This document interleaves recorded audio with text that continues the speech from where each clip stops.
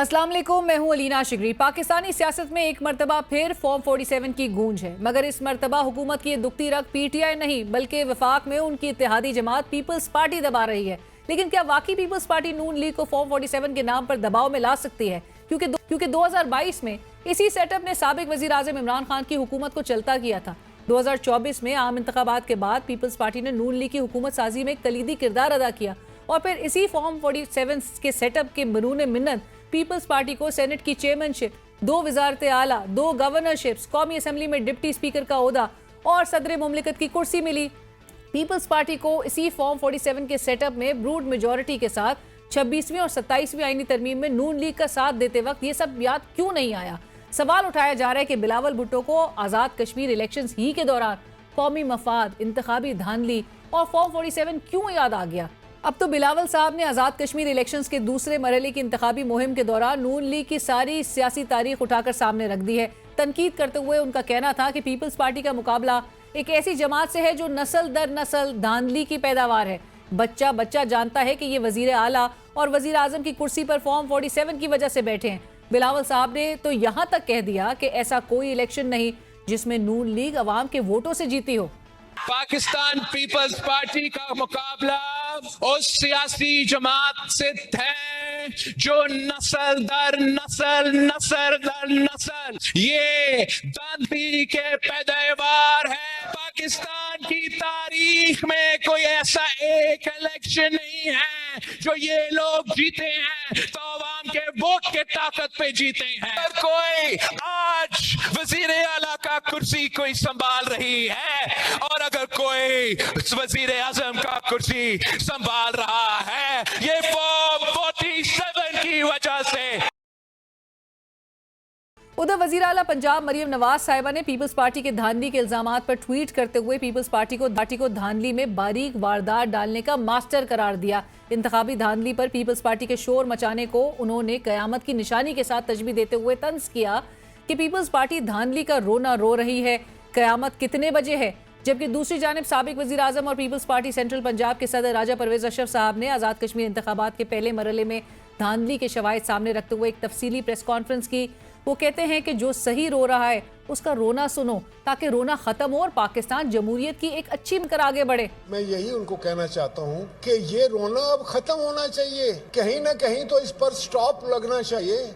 जो सही रो रहा है उसका रोना सुनो ताकि ये रोना ख़त्म हो जाए और पाकिस्तान जमहूरियत के जो है वो एक अच्छी मिसाल बनकर आगे बढ़े। दूसरी तरफ पंजाब की वजीर इत्तलात आज़मा बुखारी साहिबा ने chairman peoples party Bilawal Bhutto साहब को तनकीद का निशाना बनाते हुए कहा कि क्या आपने गिलगित बल्तिस्तान की हुकूमत का नाम कौमी मफाद रखा हुआ है? हमारे वोटों से जो आईनी ओहदे लिए उस पर आपको शर्म आनी चाहिए। बिलावल भुट्टो ने कल किसी का गला पकड़ा और फिर रात तक पांव पकड़कर बैठे रहे। मफाद की बात की कल बिलावल साहब, गिलगित बल्तिस्तान की हुकूमत का नाम आपने कौमी मफाद रखा है। ये जो ओहदे लेके बैठे हैं आप, जिसके ऊपर हम सबने आपको वोट डाले हैं, आपको उस पर शर्म आनी चाहिए कि बिलावल साहब ने कल किसी का गला पकड़ा और फिर रात तक पांव पकड़ के बैठे रहे और जो है बकायदा आकर एक्सप्लेनेशंस देनी पड़ी और देते रहे। फिर पैरों पे खड़े हो जाए जरा सा, क्या है? फिर अपने बयान पे कायम तो रहे, यूटर्न खान तो ना बने आप। उधर सिंध के सीनियर वजीर शर्जील इनाम मेमन साहब ने मरियम नवाज साहिबा की ट्वीट को कोट ट्वीट करके रद्दमल में कहा कि ये आप नहीं फॉर्म 47 का नशा बोल रहा है। कयामत 2024 में आ गई थी जब खैरात में मैंडेट बट रहा था। शर्जील मेमन साहब ने नून लीग की तर्ज सियासत को धांधली ज़दा करार देते हुए कहा कि ये धांधली की पैदावार है और इसी जरिए से इक़्तिदार में आए। ये कश्मीर में भी उसी तरह हुकूमत बनाना चाहते हैं जिस तरह 2024 में खैराती तौर पर पंजाब में हुकूमत बनाई। सिर्फ यही नहीं, शर्जील मेमन साहब ने मैंडेट चोरी होने का अमली मुजाहिरा भी करके दिखाया। कैसे, मुलाहिजा फरमाइए। मेरे भाई आप साफ ही हैं, इस मोबाइल दिखा एक सेकंड।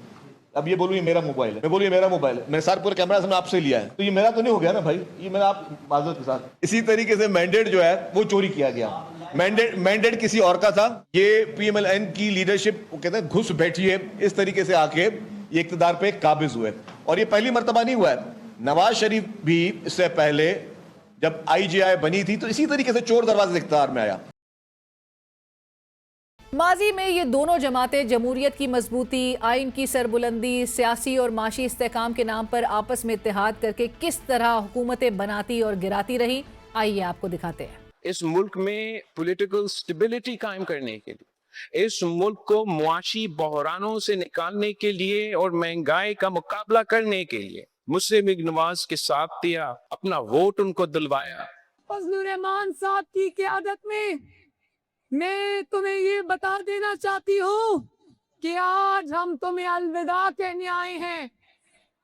बोलो मेरे साथियों, बोलो अलविदा, अलविदा। सबसे पहले खातून वज़ीर आला मुंतखब हुई है और ये पूरे पाकिस्तान के लिए एक पैगाम है पंजाब में जो इस वक्त ख़वातीन मौजूद है वो आपकी तरफ देख रहे हैं और सोच रहे हैं। लेकिन हम एक दूसरे के दुश्मन नहीं होंगे, हम एक दूसरे की तज़हीक नहीं करेंगे। क्यों बिलावल? आपकी वालिदा शहीद होने से पहले मेरे वालिद के इतने करीब आ गई थी, बहन भाई का ऐसा रिश्ता बन गया था जो आज मैं और बिलावल निभा रहे हैं। आप वादा करो कि हम इंतखाबी मैदान में लड़ेंगे लेकिन आपस में नहीं लड़ेंगे इंशाअल्लाह ताला। मैं तो चाह रहा हूँ कि पॉलिटिकल कंसेंसस से, सियासी जमातों के इत्तेफाक से ये आइन साजी हो, और यही वजह है कि मैं दिन रात इस पे काम कर रहा हूँ। हमने इनको मुबारक दी, गिलानी साहब की जो विक्ट्री है, इनकी जो फतह है। We also don't want to see political chaos in the country. Party has decided to join the government. I'm very well. And yourself? Thank you so much for joining us. अस्सलामुअलैकुम, क्या हाल है आपके? क्या हाल है दिनेश? ठीक है? नाज़रीन, इंतखाबी धांधली का ये रोना कब और कैसे ख़त्म होगा और अगले 2 मराइल के लिए जहां नून लीग सीटों के तनासुब के हवाले से पूरा एतमाद नजर आती है, वहीं पीपल्स पार्टी की क्या तैयारी है, ये जानने के लिए आज हमने साबिक वज़ीर आज़म और पीपल्स पार्टी सेंट्रल पंजाब के सदर राजा परवेज़ अशरफ साहब से गुफ्तगू की। आइए मुलाहिजा कीजिए ये खुसूसी गुफ्तगू। राजा साहब अस्सलाम वालेकुम, बहुत शुक्रिया प्रोग्राम में ज्वाइन करने के लिए। राजा साहब थैंक यू आपके वक्त का। गुफ्तगू का आगाज़ राजा साहब, आज आपने तफसीली प्रेस कॉन्फ्रेंस की और तमाम एविडेंसेस आपने सामने रखे पूरे कौम के। आप जहाँ पर चौधरी मोहम्मद यासीन साहब के जो एक आबाई हल्का है उससे मुतालिक जो रिजर्वेशंस जो डॉक्यूमेंट्री एविडेंस थे वो आपने प्रेजेंट किए। तो ओवरऑल ज़रा बताइएगा कि तमाम रिजल्ट से पीपल्स पार्टी को एतराज़ है उस पर, या ये उन सीट्स पर या उन हल्कों में जहाँ पर पीपल्स पार्टी नहीं जीत सकी है? रीना, ये मेरा ख्याल है कि पाकिस्तान का बच्चा बच्चा जानता है कि आज़ाद कश्मीर में, गिलगित बल्तिस्तान में ये वो इलाके हैं जहाँ पाकिस्तान पीपल्स पार्टी हमेशा से जो है वो मकबूल भी थी और मुस्तहकम भी थी। लोगों के साथ एक ख़ास रिश्ता है ये तीसरी नस्ल का और पीपल्स पार्टी का और कश्मीर के अवाम का, गिलगित बल्तिस्तान के अवाम का। जितनी दफ़ा भी पीपल्स पार्टी की हुकूमत को ना बनाने का मौका मिला उसके पीछे कुछ अवामल थे, और अगर मैं बिल्कुल क्लियर बात करूं तो वो ये थी कि यही धांधली, यही हरबे इस्तेमाल करके वहाँ के लोगों का जो वोट देने का हक़ है, जो मैंडेट है उनका, उसके बरक्स जो अपनी मर्ज़ी से जो है ना वो किसी को मैंडेट दिलवा देना या दे देना, ये एक तरीका कार रहा है इन इलाकों में, जिसकी वजह से ये एक इंस्टेबिलिटी भी आई। वहाँ पर जो कमज़ोर हुकूमतें कायम हुई वो डिलीवर भी ना कर सकी, अवाम और उनमें बड़ी दूरी थी। मतलब जिस नुमाइंदे का मैंडेट होता है जो उस खिते के लोगों की उमंगों के मुताबिक, उनकी ख्वाहिशात के मुताबिक, उनकी मर्ज़ी के मुताबिक जो है वो इलेक्ट होता है, अक्सरियत लेके जाता है, तो वो एक्चुअली तर्जमान होता है अपने इलाके का। जिस शख्स ने वोट नहीं लेनी, वोट किसी और को पड़ रही है, बन कोई और रहा है, वो जो कोई और बन रहा है वो अक्कासी नहीं कर सकता उनके जज्बात की, उसको और उस खिते के अवाम या उस हल्के के अवाम के दरमियान कोई किसी किस्म का राब्ता, रब, तल्लक, वास्ता नहीं होता। तो लिहाजा वो शख्स जो बैठा है वो डमी है, और जब आप डमी बंदे बैठाते हैं तो डमी असेंबली बन जाती है। जब डमी असेंबली बनती है तो वो किसी तौर पर भी डिलीवर नहीं कर सकते, वो एक वीक लोग होते हैं, कमज़ोर लोग होते हैं। तो इस वजह से पीपल्स पार्टी ने हमेशा से ये कहा है कि जो, और मैं भी आज यही आपके सामने भी कहूँगा और मैंने कितनी बार आज कहा भी है कि 5 साल के बाद आवाम के पास एक पर्ची आती है, 5 साल के इंतज़ार के बाद उनको वोट की पर्ची मिलती है कि ये आपका एक हक़ है, एक जमहूरी हक़ है।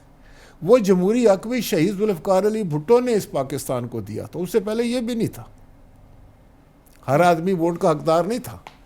تو یہ پیپلز پارٹی کا دیا ہوا حق ہے ہر آدمی کو کہ بھئی یہ 5 سال کے بعد آپ کے پاس پرچی آئے گی، جس کو آپ زیادہ پرچیاں دیں گے، جس کے پاس آپ کا زیادہ ووٹ جائے گا، وہ بندہ آپ کا نمائندہ ہوگا۔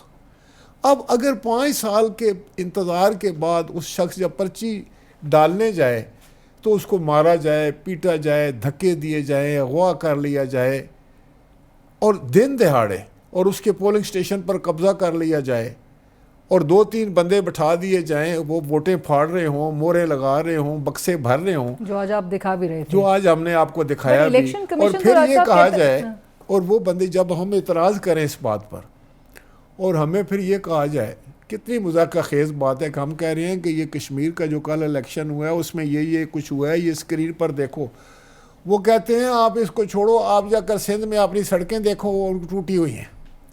ارے بابا، جب سڑکوں کی بات آئے گی تو وہ بھی کر لیں گے، لیکن فی الحال تو آپ یہ بات کریں نا۔ ہم سندھ کی بات اس وقت نہیں کر رہے، پنجاب کی بات نہیں کر رہے، ہم کشمیر کی بات کر رہے ہیں جہاں انتخاب ہو رہا ہے، اور ابھی 2 مرحلے باقی ہیں۔ اور 2 مرحلوں کے حوالے سے رانا صاحب تو پہلے ہی، رانا ثناء اللہ صاحب اپنی میتھس جو ہے وہ سامنے بتا رانا چکے ہیں۔ ثناء اللہ تو 1.5 سال سے یہ کہہ رہے ہیں، فرما رہے ہیں، وہ اپنا سرمن جاری کر رہے ہیں کہ ہماری گنتی ہی 11 سے شروع ہوگی۔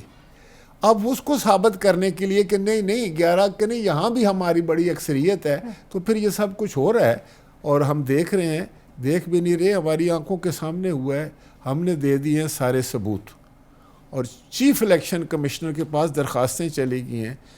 نارمل طریقہ یہ ہوتا ہے کہ جب اس طرح کے ثبوت جو ہے وہ الیکشن کمیشن کے سامنے آتے ہیں تو فوری طور پر رزلٹ ہولڈ کرتا ہے، جو اس کا نوٹیفیکیشن ہوتا ہے وہ ہولڈ کر لیتا ہے، اس کے بعد یہاں پاکستان میں بھی ہوتا ہے، پھر انکوائری ہوتی ہے، پھر اس پر کارروائی ہوتی ہے، پھر باقاعدہ تفتیش ہوتی ہے، ساری چیزیں چیک ہوتی ہیں۔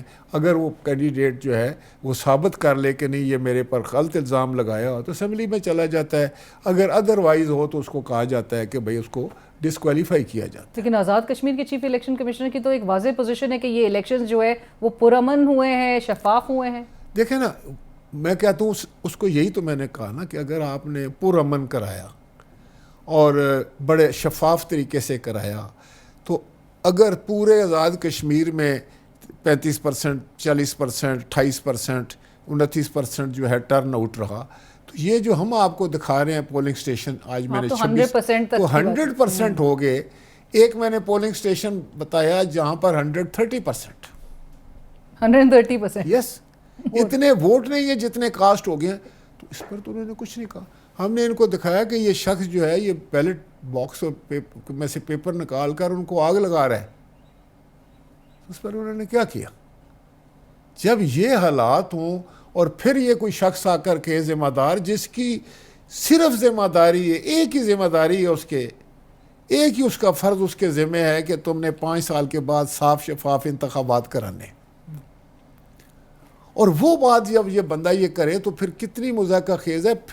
پھر آپ اگر کسی پولیٹیکل پارٹی کو، اور وہ بھی ایک جمہوری اور ایک بڑی سیاسی جماعت کو یہ کہیں کہ نہیں اب آپ اس کو ایکسیپٹ کر لو اور آپ رونا دھونا چھوڑ دو۔ کیونکہ راج صاحب اب آپ کو یہ بھی تانے دیے جا رہے ہیں کہ پیپلز پارٹی نے گلگت بلتستان میں جب وہ جیت گئی تو وہ اس کے لیے ایک جمہوریت کی جیت تھی، وہ اس کے لیے الیکشن صحیح تھا، لیکن یہاں پر اگر ہارے ہیں تو پھر دیکھیں وہی جو ہر پارٹی کرتی ہے ہر الیکشن میں ہارنے کے بعد۔ جہاں ہم جیتے ہیں، اگر ان کے پاس کوئی ثبوت ہے کہ وہاں کوئی ایسی کوئی کسی نے کوئی زیادتی کی ہے، یا وہاں پر کوئی جو ہے وہ کوئی ایسا 4 سیٹس پہ آپ کی ایسا کوئی ان کے پاس ثبوت ہے جس سے یہ ثابت ہو کہ وہاں دھاندلی کی گئی ہے، تو وہ لے کر آئیں، ہم وہ دیکھنے کے لیے تیار ہیں۔ ہم خود کہیں گے کھولو۔ اگر آپ کو اگر اس فرسٹ فیز پہ آپ نے 4 جگہ کہا نا پیپلز پارٹی جیت گئی، تو اگر وہاں ان کو اعتراض ہے، یہ سمجھتے ہیں کہ وہاں کوئی ایسی غیر قانونی بات ہوئی ہے، غیر اصولی حرکت ہوئی ہے، یا وہاں پر کوئی دھاندلی ہوئی ہے، تو بولو۔ ہم کہتے ہیں ہمارے سامنے کھولو، سامنے آ جائے گا سب کچھ۔ تو جب ہم کہہ رہے ہیں تو وہ بھی کھولو نا۔ تو وہ تو مان رہے ہیں نا کہ انہوں نے اگر جو اعلانات کیے یا گرین بسیں بھی جہاں پر چلنی تھی، تو رانا ثناء اللہ صاحب بھی کہہ رہے ہیں کہ وہاں سے تو پیپلز پارٹی جیت گئی ہے، تو وہ تو آپ کی جہاں جیت ہے وہ تو تسلیم کر رہے ہیں۔ نہیں، میں صرف یہ ان کو کہتا ہوں کہ پورے کشمیر میں پی ایم ایل این کی کوئی پوزیشن نہیں تھی، میں آپ کو سچ بتاتا ہوں۔ ان کا سارا انحصار ان 12 سیٹوں میں تھا۔ لوگ کہتے تھے کہ ان کی پوری جو جان ہے نا، یہ جو 12 سیٹیں ہیں نا، یہ وہ طوطا ہے جس میں ہے ان کی، کیونکہ یہاں ٹھپے لگتے ہیں. پورے لوگوں کو پتا ہے, پورے پنجاب کے لوگوں کو پتا ہے کہ یہ کیسے جیتتے ہیں وہاں پر.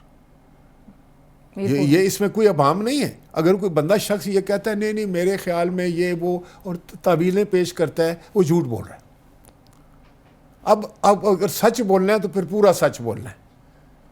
یہاں وہ 12 سیٹیں اس لیے رکھنا چاہتے تھے کہ یہاں انہوں نے وہی ٹھپے لگانے ہیں. اب انہوں نے وہ ٹھپے جا کر وہاں لگانے شروع کر دیے کشمیر میں. بس کوئی خاص ان میں جو ہے نا ان کی پالیسی میں شفٹ نہیں آئی. سو راج صاحب, اب اگر ٹھپے بھی لگ رہے ہیں, پھر بلاول صاحب گزشتہ روز بھی کہیں کہ ریاست یہ فیصلہ کر لے کہ قومی مفاد اہم ہے یا نون لیگ کا مفاد, پھر آج جو ہے بلاول صاحب کہیں یہ فارم 47 کی حکومت ہے, یہ نسل در نسل دھاندلی کی پیداوار ہے. تو سوال یہ پیدا ہوتا ہے, اور آپ ہمیں سمجھائیں, ناظرین کو بھی سمجھائیں, کہ نسل در نسل جو دھاندلی کی پیداوار جماعت ہے, اس کا ساتھ پھر حکومت میں 2022 میں کیوں دیا گیا, اس کا ساتھ پھر 2024 کے الیکشنز کے بعد اس حکومت بنانے میں کیوں دیا گیا, اس کا ابھی تک ساتھ کیوں دیا جا رہا ہے؟ کیونکہ پارلیمنٹ کے تمام امور چلانے کے لیے اور آئینی ترامیم وغیرہ سارے کندھے پہ تو آپ لوگ کے بوجھ ہیں. آپ نے بڑا اچھا سوال کیا, بڑا یہ ضروری تھا اس کا آپ مجھ سے جواب پوچھتی.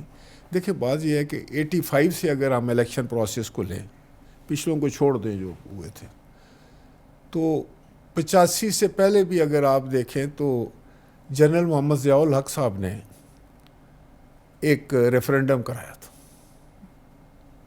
ہو کا عالم تھا پورے پاکستان میں, کوئی بندہ سڑکوں پر نہیں تھا, لیکن ووٹ وہاں بھی 95% ہی پڑے تھے نا.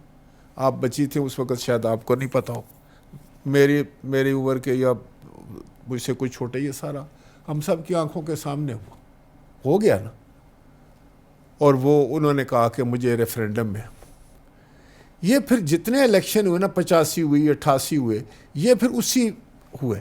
اور اگر کہیں پیپلز پارٹی نے اس کو بریک کیا اپنی عوامی طاقت سے, تو وہ پھر حکومت نہیں چلی, وہ پھر یہی سمجھیں کہ کچھ ماں چلی اور اس کے بعد اس کو بھی ڈسمس کیا گیا, پھر ایک سسٹم. ان رزلٹ پھر ان کی بھی نہیں چلی. یہ ایک نظام ہے نا ایکشن اینڈ ری ایکشن کا. تو پھر COD ہوا تھا جی, اس کا میں یعنی شاہد ہوں, جس میں میجر پارٹ جو تھا وہ میاں محمد نواز شریف صاحب کا تھا, ہماری عظیم قائد شہید محترمہ بے نظیر بھٹو کا تھا. ہم سب ان کے ایڈز تھے, کچھ ان کی طرف سے تھے, کچھ ہماری طرف تھے. وہاں بنیادی یہ تھی کہ ایک دوسرے کے مینڈیٹ کا احترام کیا جائے گا. ہم جمہوریت کو مضبوط کریں گے, ہم استحکام لائیں گے, ہم پارلیمان کو عزت دیں گے, ہم آئین کی سربلندی, یہی معاملات تھے نا, تاکہ اس ملک کی خدمت ہو سکے. یہ جو اب چوہے بلی کا کھیل ہے یہ ختم ہو جائے. ایک اچھے انداز سے ہم آگے بڑھیں. یہ سارا کچھ اس میں لکھا ہوا ہے, ایک چیز لکھی ہوئی. لیکن ابھی جو کچھ عوام دیکھ رہی ہے, نہیں میں پھر آپ کو بتاؤں, ہم نے کچھ اس پر عمل کیا PMLN نے. اور دیکھیں کہ ہماری جو اسمبلی بنی 2008 والی, اس نے 5 سال مکمل کی. پہلے تو کوئی 1.5 سال ہوتی تھی, کوئی 2 سال, زیادہ 3 سال. لیکن اور وہ کہتے تھے, لوگ کہتے تھے کہ صرف وہی اسمبلی جو ہے وہ مدت پوری کرتی ہے جس کے اوپر کوئی آٹوکریٹک لیڈر ہو. جیسے جنرل مشرف بیٹھا تھا تو 2002 سے لے کے 8 تک 5 سال ہو گئے. پھر آپ نے دیکھا کہ 2008 سے لے کے 2013 تک بھی, پھر 13 سے پھر 18 تک بھی ہوا, پھر 18 سے 24 سے بھی ہوا, اور آپ چل رہی ہے. یہ 18 سے تو پھر 22 میں آپ نے حکومت ایک کو گھر بیچ کے, میں اسمبلی کی بات کر رہا ہوں. ویسے تو پرائم منسٹر بہت چینج ہوئے نا. 2008 میں بھی پرائم منسٹر چینج ہوئے. جب یوسف رضا گیلانی صاحب کی حکومت ختم ہوئی تو میں آیا. اسی طرح جب میاں نواز شریف صاحب گئے تو شاہد خاقان عباسی. لیکن اسمبلی نے اپنی مدت پوری کی. یہ ایک میچورٹی تھی. اب اس طرح کی حرکتیں ہمیں واپس وہاں لے کے جا رہی ہیں جہاں کوئی تسلسل نہ ہو. جب تسلسل نہ ہو تو ملک آگے نہیں بڑھتا. عوام کے مفادات جو ہیں ان کا خیال نہیں رکھا جا سکتا. پھر تو وہی چلتا رہتا ہے نا, صبح سے لے کے شام تک سوچتے رہو کہ میں ہوں یا نہیں ہوں یا نہیں ہوں. اور یہ جو انسرٹینٹی ہے, یہ جو ایسی کیفیت ہے جو جس پہ میں آپ کچھ پلان ہی نہیں کر سکتے, آپ کوئی سوچ ہی نہیں سکتے, آپ کوئی منصوبہ ہی نہیں بنا سکتے, آپ کوئی کام سٹارٹ ہی نہیں کر سکتے, تو کیسے ملک ترقی کرے گا؟ تو مجھے جو خدشات ہیں آج بیٹھ کر اتنے عرصہ, میں بار بار آج کہہ رہا ہوں کہ 50 سال سے زیادہ مجھے ہو گیا اس فیلڈ میں اس نتیجے پر پہنچا ہوں کہ نہیں, اب ٹھنڈے دل کے ساتھ. یہ کسی کے ساتھ میں سمجھتا ہوں مقابلہ نہیں ہے, کسی کو نیچا دکھانا نہیں ہے, کسی کے ساتھ بحث میں بھی الجھنا نہیں ہے. لیکن میرا صرف یہ ایک سوال ہے, میرے سامنے یہ ایویڈنس آئے ہیں, میں نے لوگوں کو روتے ہوئے دیکھا, لوگوں نے آ کر میرے سامنے بیان دیے ہیں کہ یہ دیکھیں جی, تو پھر میں وہ چیز لے کر آیا ہوں آپ کے سامنے میں نے رکھی ہے کہ آپ دیکھیں اس میں 10,000 ووٹوں کے قریب جو ہے وہ زیادتی ہوئی ہے صرف 26 پولنگ اسٹیشنوں پر. تو چودھری یاسین اس کا آبائی حلقہ ہے, وہاں سے وہ کبھی نہیں ہارتا, بڑا مقبول آدمی ہے, بڑا محنتی آدمی ہے, تو وہ اس کو 5,000 سے اڑوایا جاتا ہے. اگر وہ 2,800 ووٹ یا 2,600 اور لیتا ہے تو وہ جیت جاتا ہے. دیکھیں نا, تو 10,000 تو صرف 26 پولنگ اسٹیشنوں پہ ہوئی ہے, باقی کو تو ابھی دیکھا ہی نہیں گیا. تو یہ چیف الیکشن کمشنر کو کیا کرنا چاہیے تھا, اس کو فوراً طریقے سے اس کو ہولڈ کر لیتے. کم از کم یہ تو ہوتا کہ یہ سیریس ہے, یہ نہیں, یہ کہتے ہیں ہم غلط بھی کریں گے, آپ کو ہم جعلی طریقے سے ہروائیں گے, آپ کا ہم حق چھینیں گے, لیکن آپ کو مسکرانا ہے اور کہنا ہے کہ ہاں جی بہت اچھا ہوا, ہم اچھے طریقے سے الیکشن ہوا ہے, صاف شفاف ہوا ہے, اور اسپورٹس مین اسپرٹ یہی ہے کہ ہم ہار گئے ہیں, ہم آئندہ پھر انشاءاللہ محنت کریں گے. یہ باتیں ہم سمجھتے ہیں. سو پیپلز پارٹی اب یہ نہیں کرے گی؟ نہیں کرے گی. تو پیپلز پارٹی نے کیا آپشنز اپنے وین کی؟ بہت آپشن ہے پیپلز پارٹی کے پاس. امپیکٹ سینٹر پہ نظر آ سکتا ہے. ہم بیسیکلی فیلڈ کی جماعت ہیں, ہم میدان کے کھلاڑی ہیں, ساری زندگی ہماری بھی دوسری تیسری جنریشن ہے. اب ہم اگر فرض کرو کہ تھوڑا سینئر سٹیزن ہو گئے ہیں تو ہماری لوٹ تو تیار ہے نا پیچھے. تو ہم یہ سمجھتے ہیں کہ اس ملک کے ساتھ ہم محبت کرنے والے لوگ ہیں, اپنے اداروں کے ساتھ ہم پیار کرنے والے لوگ ہیں, ان کو تقویت دینے والے لوگ ہیں. ہم اسٹیبلشمنٹ ہو یا ہماری اسٹیٹ ہو, ہم یہ چاہتے ہیں کہ یہ اللہ کرے وہ ان کو ایک بات سمجھ میں آ جائے کہ جینون لوگ کون ہیں اس ملک میں, کون لوگ ہیں جو واقعی محنت کر کے اس ملک کی خدمت کرنا چاہتے ہیں, کون لوگ ہیں جو کہ چور راستے سے آنا چاہتے ہیں اقتدار میں, کون لوگ ہیں جو کہ صرف یہ سمجھتے ہیں کہ ہم کسی نہ کسی طریقے سے اقتدار میں رہیں اور اس کے بعد شارٹ کٹ کریں. ہم عوام کا راستہ لمبا ہے, وہاں 5 سال آپ کو محنت کرنی پڑتی ہے کم از کم.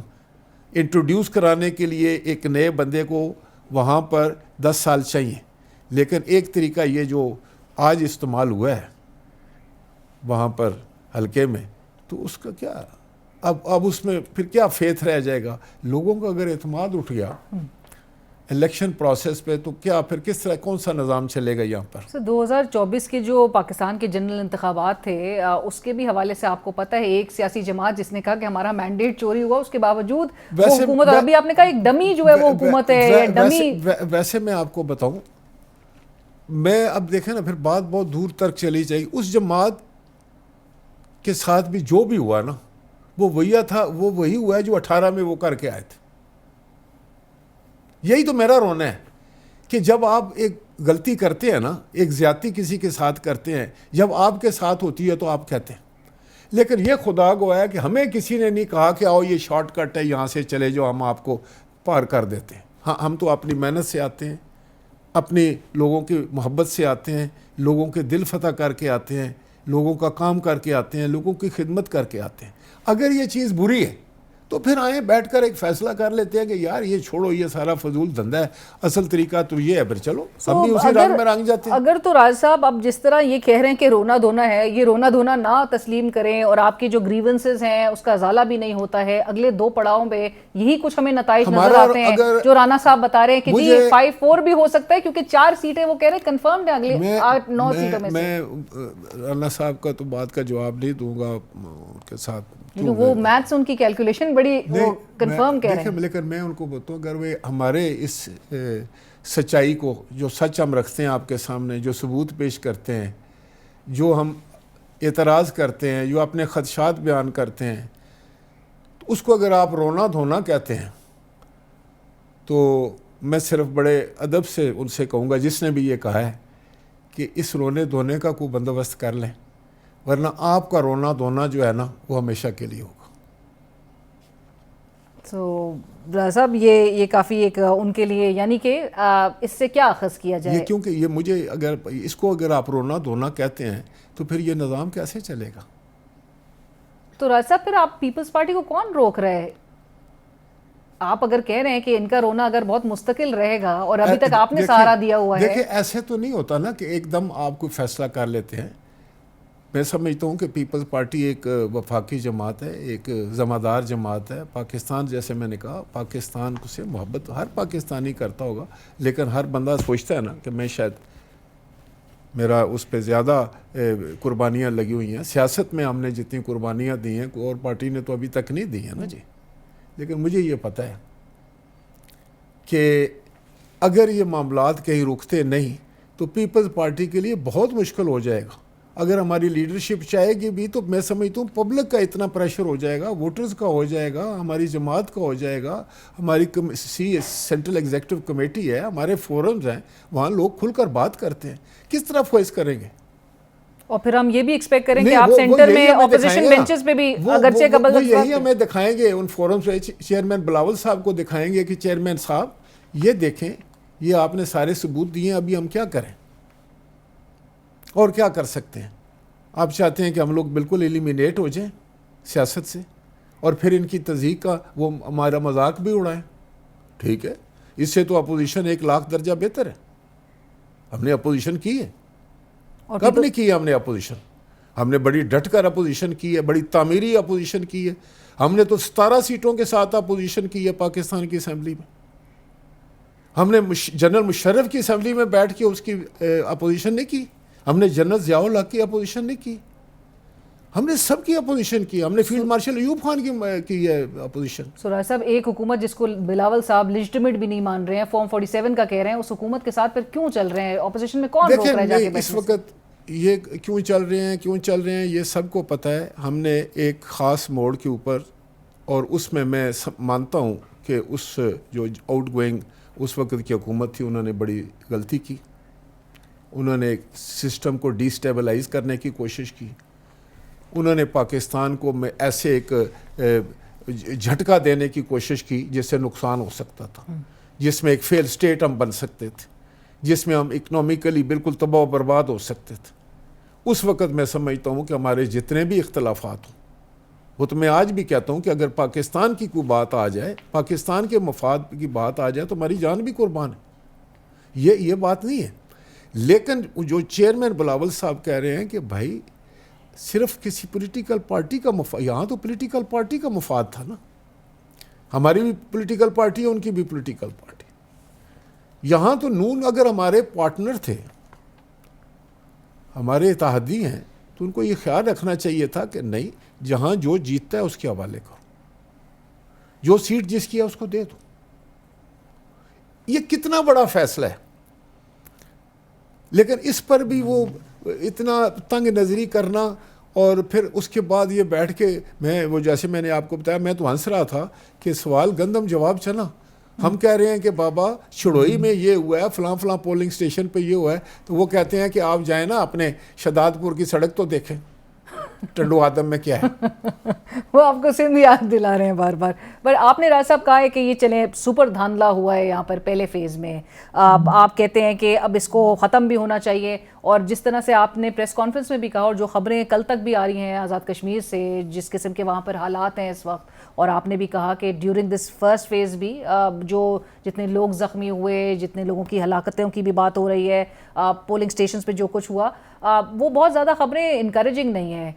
اس پر کیا کہیں گے؟ بلاول صاحب آلریڈی اس کا ایک solution truth and reconciliation commission کے حوالے سے تجویز کر چکے, جس پر کوئی رسپانس نہیں ہے تاحال. میرا خیال ہے کہ پیپلز پارٹی عمومی طور پر اور چیئرمین بلاول خصوصی طور پر وہ واحد لیڈر ہیں جنہوں نے کشمیر اور گلگت بلتستان کی سیاست میں ذاتی طور پر کام کیا, گراس روٹ پر کیا. وہ وہاں بھی گئے ہیں جہاں شاید کوئی دوسری جماعت کا لیڈر نہیں گیا, اور اس کی بڑی وجہ یہ ہے کہ ان کی ایکسیپٹیبلٹی ہے. بہت سارے ہمارے لیڈر بہت بڑی بڑی باتیں کرتے ہیں, لیکن بہت سارے علاقے ہیں وہاں جا نہیں سکتے. وہ یہ میں آپ کو بتا رہا ہوں. کشمیر کا پڑوسی ہونے کے ناطے میں زیادہ سمجھتا ہوں. جیسے میں اکثر کہا کرتا ہوں کہ ہماری زبان ایک ہے, ہماری بولی ایک ہے. میں ان سے بات کرتا ہوں تو اپنی مدر ٹنگ میں کرتا ہوں, اور وہ بھی سمجھتے ہیں, بڑا انجوائے کرتے ہیں. ہم آپس میں بہتر کمیونیکیٹ کرتے ہیں, ہم ایک دوسرے کو جانتے ہیں, ایک دوسرے کے سسٹم کو سمجھتے ہیں, ایک دوسرے کے حالات کو سمجھتے ہیں, جذبات کو سمجھتے ہیں. بلاول بھٹو زرداری صاحب نے جو فارمولہ دیا ہے, جو انہوں نے ایک سلوشن دیا ہے, اس پر ٹھنڈے دل سب کو غور کرنا چاہیے. ٹروتھ اینڈ ریکنسیلیشن کی انہوں نے بات کی ہے, سب کو بٹھانے کی بات کی ہے, ایک امن کی بات کی ہے, ایک پرامن فضا کی بات کی ہے, ایک ایسی ایٹماسفیئر انوائرمنٹ کی بات کی ہے جہاں بیٹھ کر بات ہو سکے, اور پھر یہ کہا جائے کہ کس نے زیادتی کی, کس نے زیادتی نہیں کی. وہ کبھی نہیں کہتے کہ جس نے کوئی بندہ قتل کیا ہوا ہے اس کو چھوڑ دو. وہ بالکل نہیں کہتے کہ جس نے کسی گولی ماری ہے اس کو چھوڑ دو, جس نے کہیں آگ لگائی ہے اس کو چھوڑ دو. لیکن وہ کہتے ہیں کہ اس سارے مسئلے میں پورے آزاد کشمیر کے لوگ سفر کر رہے ہیں, جن کا اس کے ساتھ تعلق واسطہ بھی نہیں ہے, وہ بھی سفر کر رہے ہیں. بڑے بڑے پڑھے لکھے لوگ ہیں, ہمارے بچے ہیں, ہمارے اسٹوڈنٹ ہیں وہاں, ہماری مائیں بہنیں اور بیٹیاں ہیں وہاں پر. خدا نہ خواستہ وہ سارے کوئی پاکستان کے خلاف تھوڑے ہیں یا دہشت گرد تھوڑے ہیں. میں آپ کو گارنٹی سے کہتا ہوں بالکل ہم آر پار رہتے ہیں. وہ لوگ پاکستان سے ہم سے زیادہ محبت کرتے ہیں. وہ پاکستان کی دھرتی اور اس مٹی کو اس کے ساتھ عشق کرتے ہیں. آپ تو آزاد کشمیر کی بات کر رہے ہیں, میں سری نگر کے لوگوں کی آپ کو بتاتا ہوں کہ جو گولی کھاتے ہوئے پاکستان زندہ باد کا نعرہ لگاتے ہیں, جو پاکستان کے پرچم میں دفن ہونے چاہتے ہیں, تو کیوں ہم یہ جو باتیں فرض کرو فلاں آپ کہتی ہیں رانا صاحب نے کر دی یا کسی نے کی, یہ دل آزادی کی بات کرتے ہیں. کمیشن بھی بنانا ہے تو آپ لوگوں نے بنانا ہے. تو میں صرف یہ کہہ رہا تھا کہ ایک اچھی تجویز اگر آئی ہے, اگر چیئرمین بلاول صاحب نے یہ تجویز دی ہے تو چلیں اس پر عمل کریں. اور اگر وہ تو خود انہوں نے کہا ہے کہ اگر اس کے علاوہ آپ کے پاس اگر یہ ایکسیپٹیبل نہیں ہے تو کوئی اچھی تجویز ہے تو وہ لے آئیں, ہم اس پر عمل کرنے کے لیے تیار ہیں. مقصد تو یہ ہے کہ لگی ہوئی آگ کو بجھانا ہے. ہم نے فائر بریگیڈ بننا ہے, ہم نے اس کے اوپر تیل نہیں چھڑکنا, ہم نے تباہی اور بربادی کے راستے پہ نہیں چلنا ہے, ہم نے امن اور شانتی کے راستے پہ چلنا ہے نا, پیار اور محبت سے چلنا ہے. اور امید یہی کی جاتی ہے راز صاحب آپ کی گفتگو سے بھی, اور بار بار جو ان کو تجویز دی جا رہی ہے اس معاملے کو حل کی طرف لے جانے کے لیے اقدامات کیے جائیں. بٹ بہت شکریہ آپ کے وقت کا, thank you so much for joining us. سابق وزیر اعظم پاکستان راجہ پرویز اشرف صاحب کی گفتگو آپ ملاحظہ کر رہے تھے. یہاں پر وقت ہوا ایک بریک کا.